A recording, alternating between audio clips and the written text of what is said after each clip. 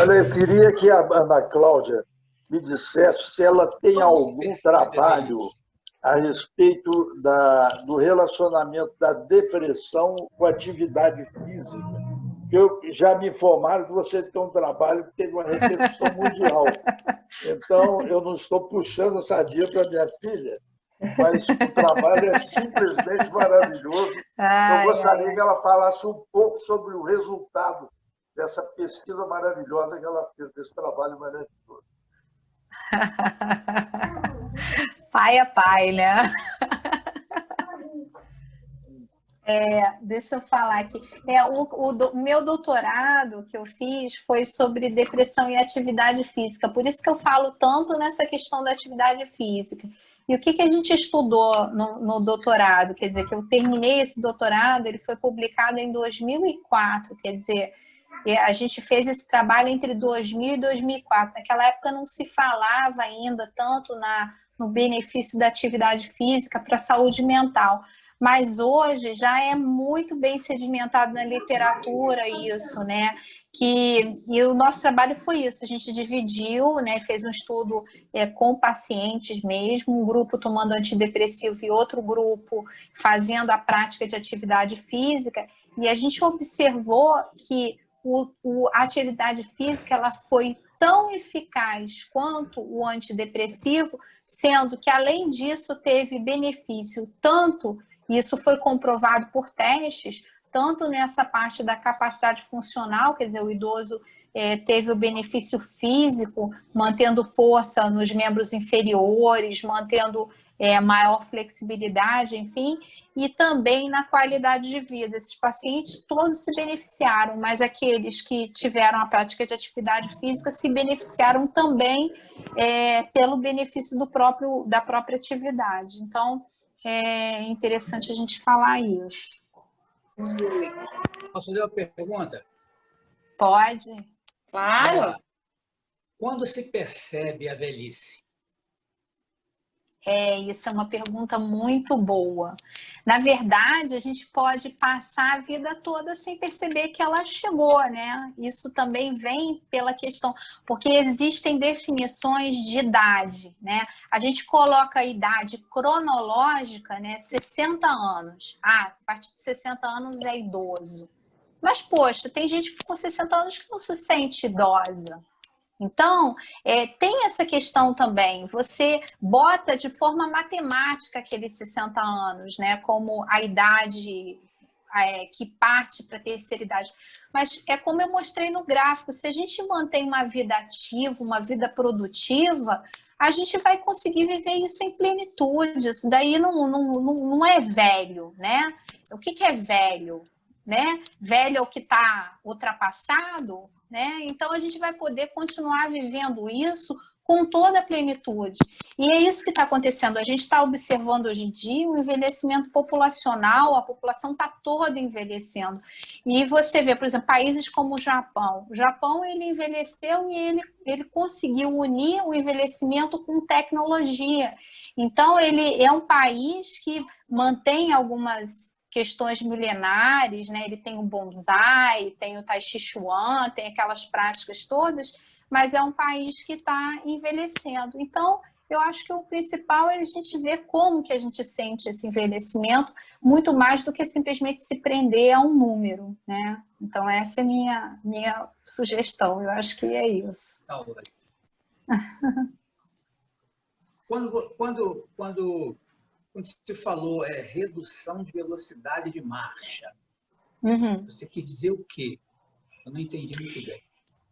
Redução, o que acontece quando a gente vai envelhecendo? Acontece. Isso seria um envelhecimento habitual, né? Se você não faz a prática de atividade física, não realiza, o que acontece? O normal é o organismo ter uma redução da força muscular, né? Você vai ter mudança na composição do corpo, então a gordura aumenta, a água diminui e a musculatura diminui. Mas olha o interessante aí do gráfico. Se você pratica atividade física regular, faz uma boa alimentação, a tendência é você ter uma reserva maior.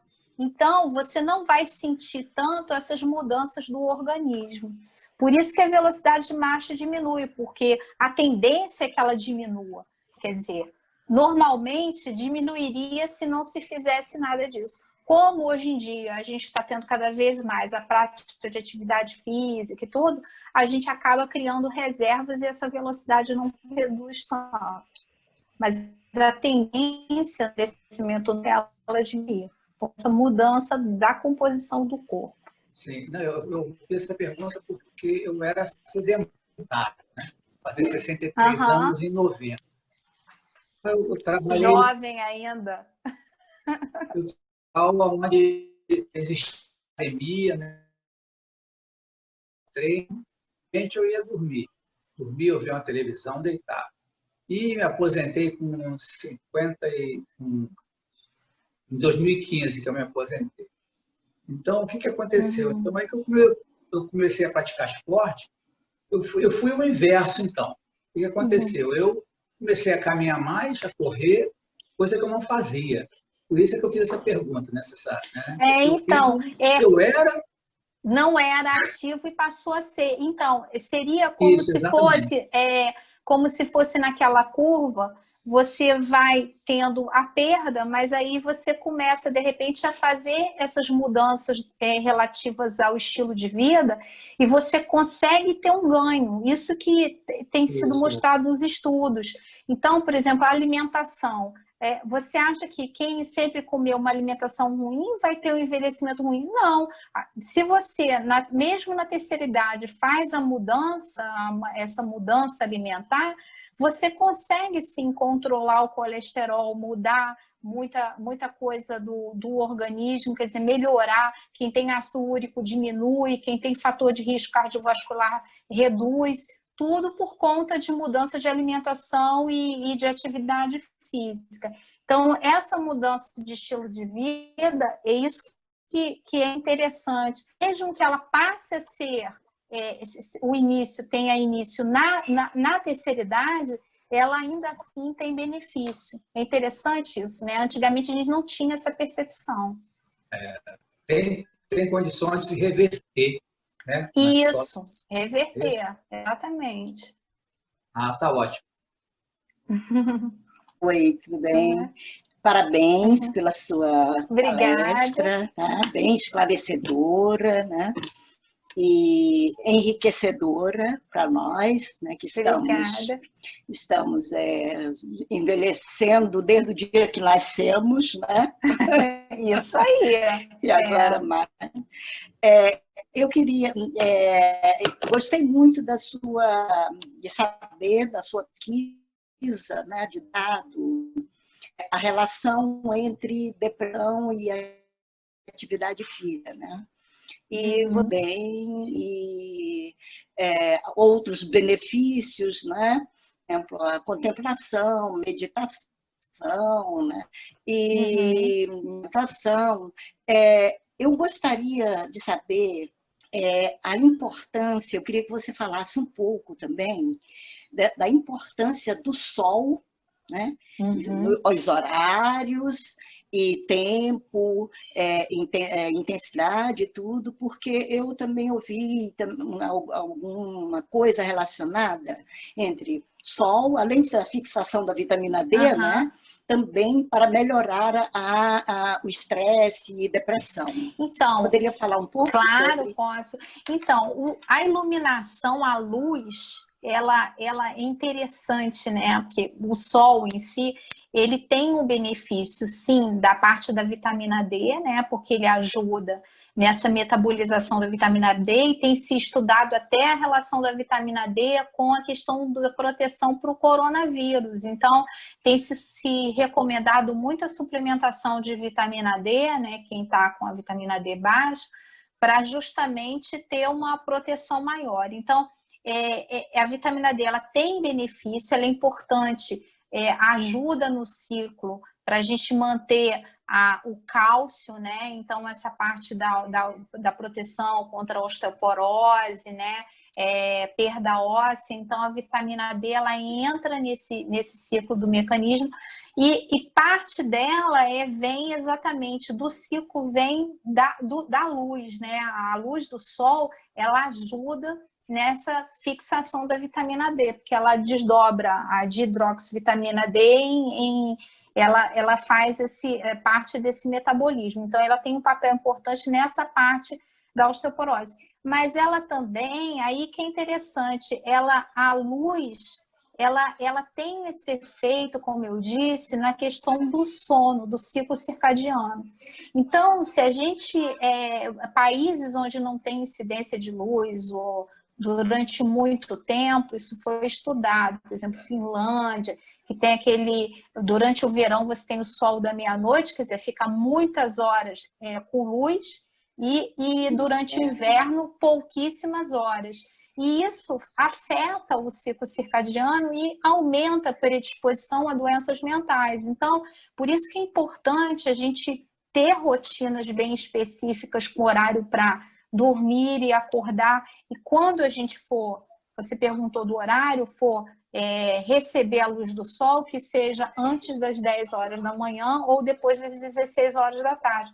Porque por causa da questão da luz ultravioleta, né, que aumenta a predisposição ao câncer de pele. Então, a gente também respeitar esse horário para não correr o risco de expor a pele, ainda mais agora com essa questão do aquecimento global e da perda, né, dessa questão toda, a gente acaba tendo um risco maior na pele. Então, sempre usar filtro solar, mesmo antes das 10 horas da manhã, usar o filtro solar, mas procurar sempre esse horário de sol para poder pegar, para poder ajudar, né?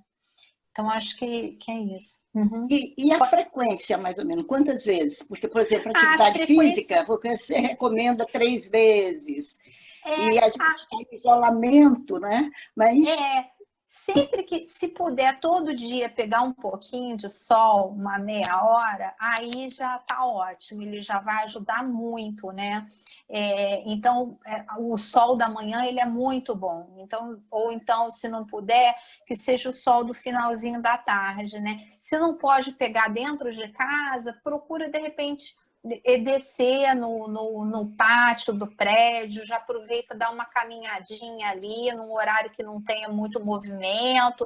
Eu tenho recomendado muito para os meus pacientes, assim, usando máscara, tendo certos cuidados. Aqui onde eu estou já estão liberando, mas procurar ir num horário que não tenha muito movimento. Se você for e tiver muito movimento, voltar, evitar ir naquele horário, porque o risco de contaminação é maior.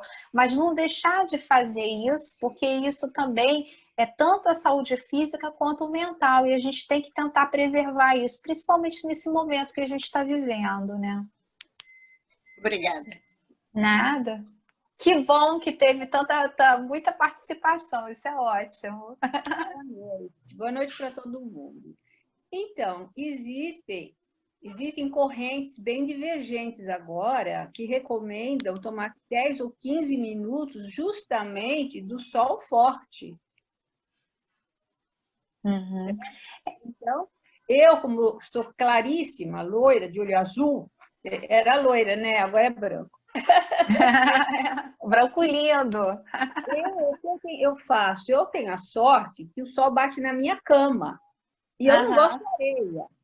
Então, eu não aguento esse sol forte, né?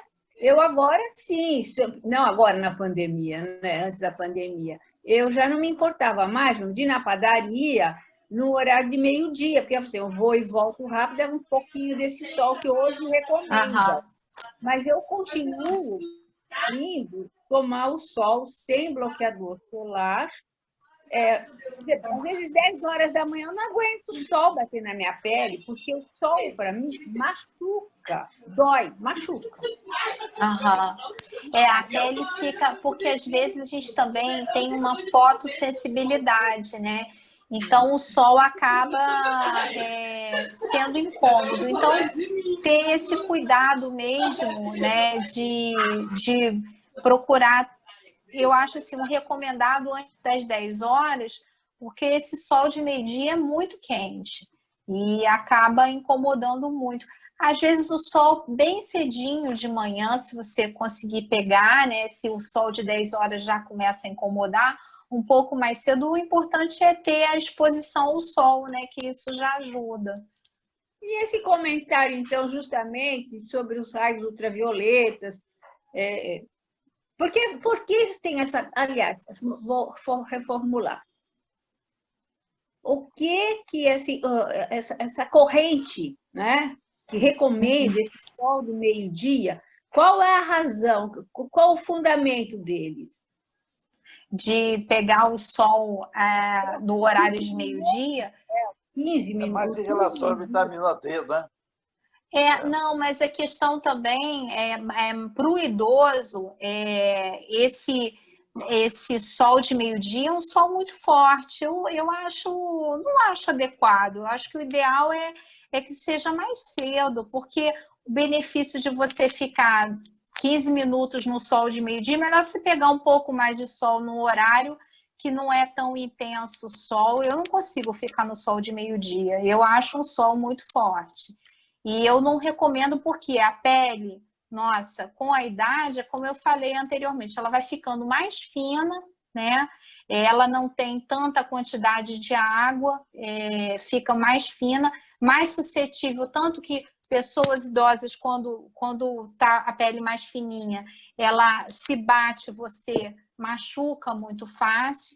Então, uma pele mais delicada. Então, o ideal é pegar mais cedo por conta disso. E usar, não um bloqueador, mas um filtro solar, porque quando você faz o bloqueador mesmo, aí ele não vai permitir passar nenhuma luz. Agora, o filtro solar, ele permite, né, para a gente poder absorver a vitamina D. É muito mais a quantidade.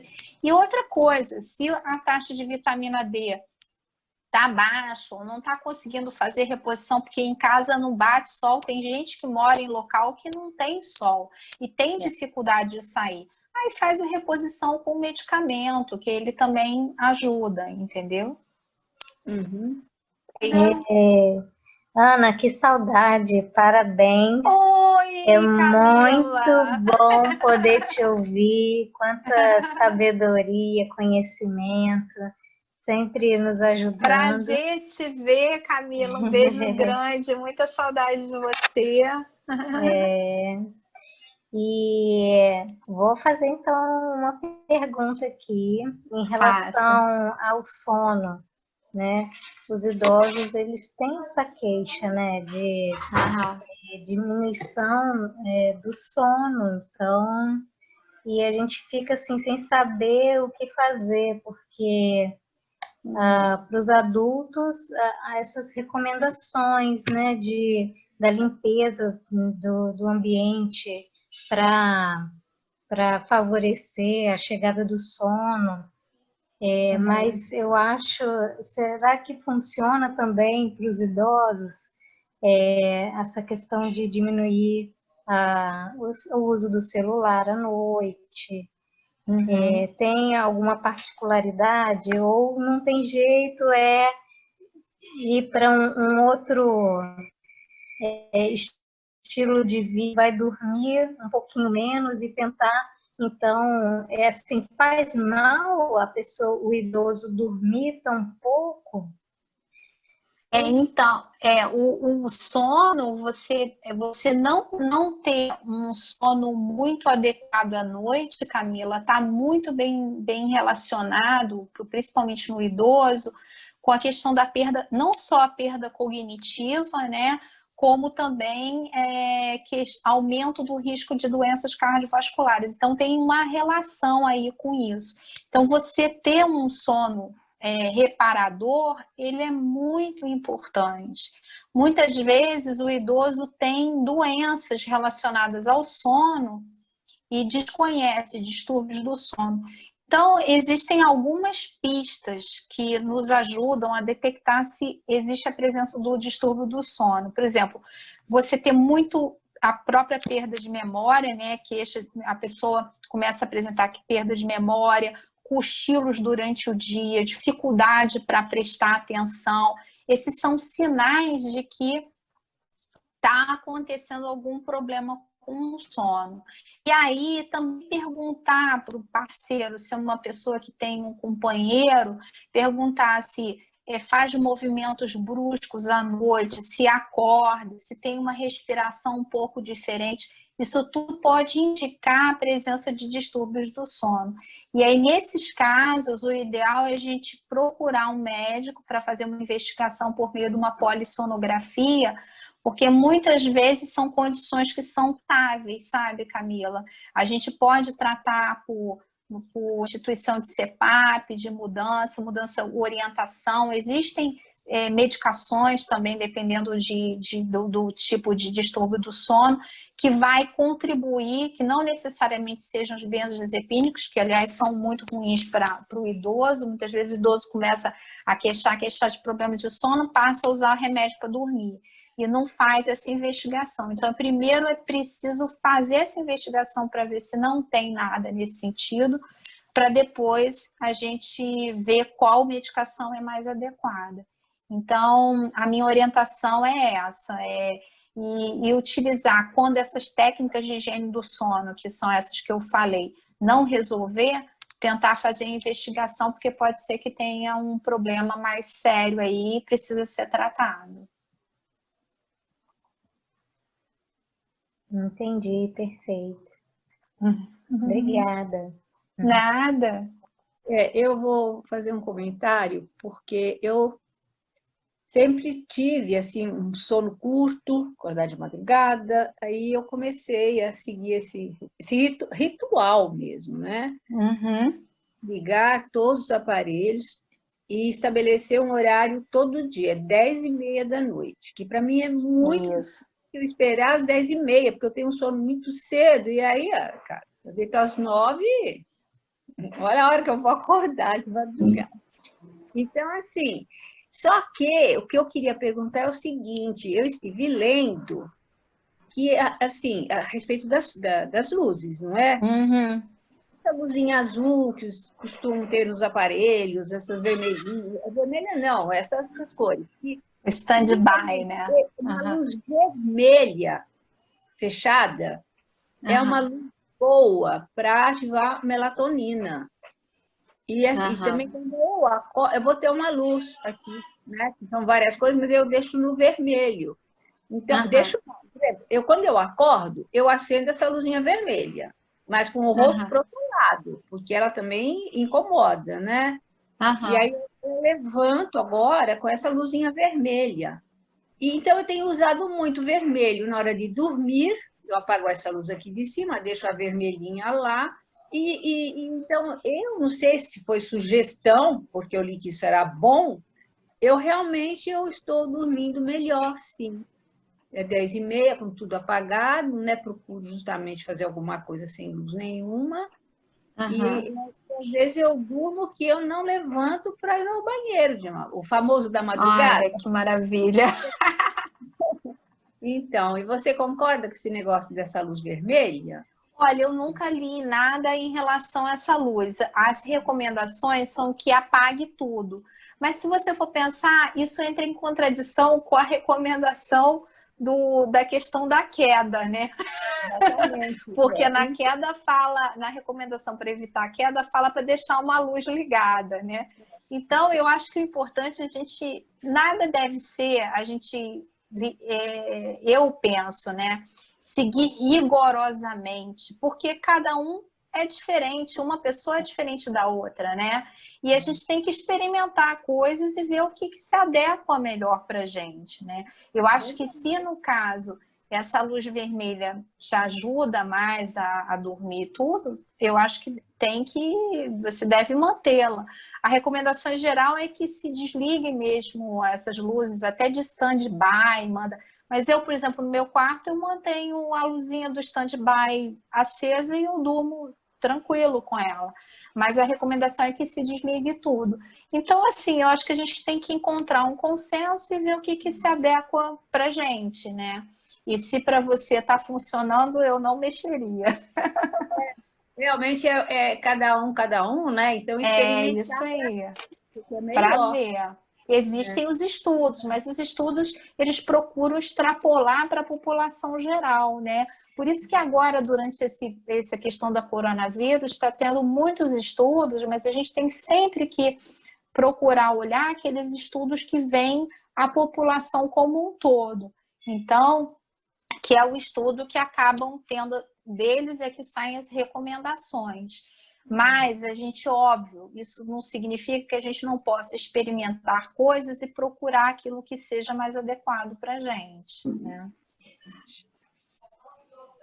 Ana Cláudia, a gente quer muito agradecer a sua participação, viu? Porque obrigada, isso muito, Cris. né? Porque a gente ouvir, né, assim, as recomendações, uma pessoa que tem muita experiência e já trabalha há tanto tempo com idosos, enfim, isso ajuda muito, né? Porque traz umas dicas para o nosso dia a dia, né? Para a gente poder implementar coisas e, quem sabe, ajustar a rotina para que a gente possa ficar cada vez melhor, né? Isso, exatamente. Esses ajustes na rotina. Nem tudo é possível implementar, a gente não deve tentar fazer tudo de uma vez só, né? E fazendo aquilo gradualmente, né? Isso aí. Obrigada. Imagina, a gente que agradece, né? A sua participação, a sua disponibilidade. Tá. E eu vou deixar, depois você passa para elas o meu e-mail, se alguém tiver alguma outra dúvida, ou quiser algum estudo, ou uma parte do slide, eu mando tudo para eles, caso eles precisem. Vocês também podem repassar, que eu mandei para a Verônica. Então, a live vai ficar gravada, e aí depois a gente pede para deixar todas essas informaçõezinhas no final, né? Que aí qualquer pessoa que assistir pode ter acesso ao seu e-mail e as informações. Vai ser bem bacana, né? Legal. É isso, conhecimento é para compartilhar, e é muito bom, isso né? Mesmo, isso aí. Isso mesmo. Tá. Pronto. Deixa eu falar uma coisa, muito obrigado, excelente palestra, essa interação. Nada, imagina. E com certeza eu vou rever mais vezes essa palestra. Ótimo, ótimo. Muito obrigado. Nada, Sabe? Imagina. Eu que agradeço. É bom saber que tem pessoas trabalhando em prol dos idosos. Sempre. É isso aí. Isso aí. Eu também. Só tenho a agradecer. Palestra muito boa, esclarecedora, e tudo que as perguntas que eu tinha vontade de fazer foram respondidas. Então está tudo ok. Por isso. E eu tenho problemas assim de hernia de hiato, uma série de coisinhas que me incomodam, então já tenho acompanhamento com gastro, com geriatra, entendeu? Aí eu já estou mais no esquema. E uma coisa que eu também era um pouco sedentária, não gostava de fazer exercícios de jeito nenhum, não gostava mesmo, me incomodava, academia nem pensar. As minhas filhas foram me incentivando, compraram um tênis de acordo com a minha pisada, com o meu pé. Então, estou começando a fazer minhas caminhadinhas e estou gostando e está dando tudo certo. Muito aí bom. Só tenho que agradecer. Muito boa palestra. Demais. Muito bom mesmo. Eu vou te perturbar no teu e-mail.